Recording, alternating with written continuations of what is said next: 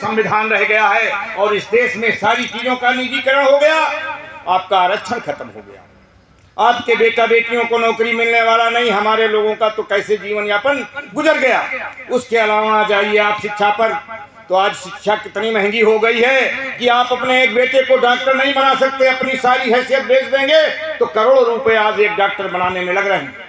लेकिन साथियों, हम कहाँ मस्त हैं जब बातों को नहीं सुन सकते, समझ से आ नहीं सकते, महापुरुषों के बारे में विचार नहीं कर सकते, और जो देश की आधी आबादी हमारे घरों में है, हमारी माताएं बहनें हैं, उनको साथ आप ले नहीं जा सकते और अपने घरों पर कार्यक्रम करा नहीं सकते।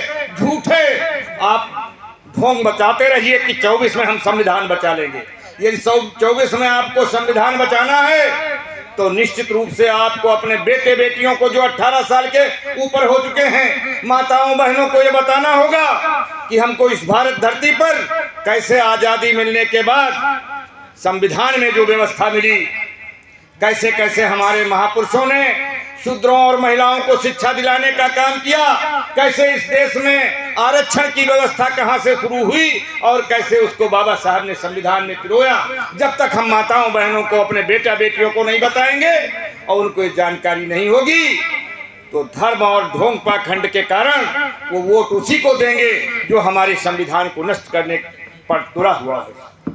इसके लिए हमको सजग होना होगा। इसके लिए जितने साथी बैठे हैं इतने कोई कम नहीं है, इतने लोग ही अपने परिवार को जगाना शुरू करें तो एक महीने से दूसरे महीने हर घरों में बात पहुंचेगी और हमारी आधी आबादी माताओं बहनों की जिस दिन ये जान जाएगी कि हमारे आरक्षण को ये सरकार समाप्त कर रही है, हम अपने बेटा बेटी को सरकारी नौकरी दिलाने के लिए दिन रात मेहनत मजदूरी करके, घर द्वार छोड़ करके, बाहर रह करके अपने बच्चों को, बेटियों को पढ़ाने का काम करते हैं कि सरकारी नौकरी मिले। लेकिन इस सरकार ने सरकारी नौकरी तो जाने मिलने की बात रही दूर, ये तो आपके बच्चों को पढ़ने नहीं देना चाहती। ये चाहती है कि 10वीं क्लास तक आपके बच्चे बगैर पढ़े पास हो जाए।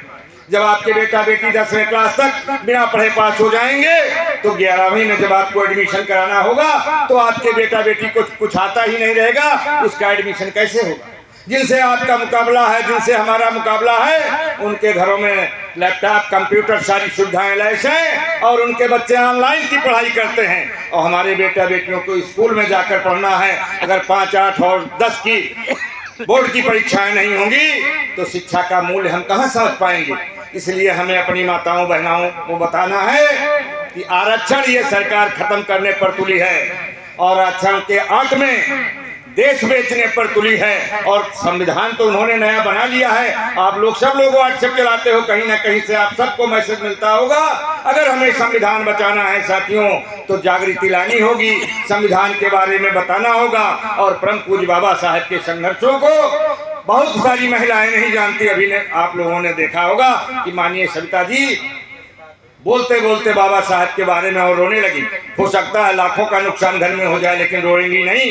लेकिन बाबा साहब के संघर्षों को उन्होंने पढ़ा है, जा करके सुना है और जाना है, तो आज वो बात करते करते रो पड़ी। तो ऐसे हमारी माताएं बहनें जिस दिन बाबा साहब का इतिहास, बाबा साहब की पूरी कथा कहानी जान जाएंगी कि कितनी मुश्किल से उन्होंने हमको संविधान दे करके इस लायक बनाया है कि हम आज लोग इकट्ठा होकर कुर्सियों पर बैठकर अपनी बात कह सकते हैं और अपना संघर्ष कर सकते हैं, अपना हक अधिकार ले सकते हैं। तो इसके लिए हमें निश्चित रूप से तय करना होगा, जो आदमी जो भी चुनाव लड़े, जो संविधान बचाने की बात करे, जो हमारे आरक्षण को बचाने का काम करे, जो हमारे बच्चों को अच्छी शिक्षा दिलाने का काम करें, साथियों हम उनको वोट करें।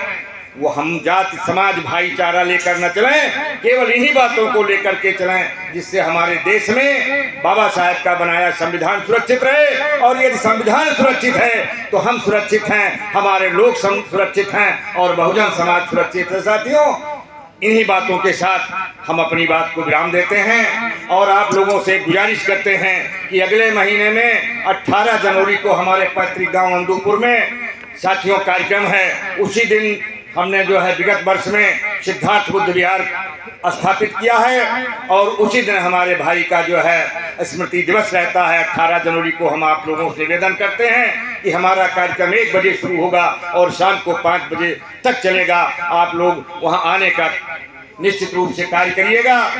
जितने साथियों को मैं पुनः सूचित कर पाऊंगा करूंगा, अन्यथा हमारी इसी निवेदन को आप जो है उस तारीख के लिए आमंत्रण समझिएगा। इन्हीं बातों के साथ जय भीम, जय भारत, नमो बुद्धाय, जय संविधान।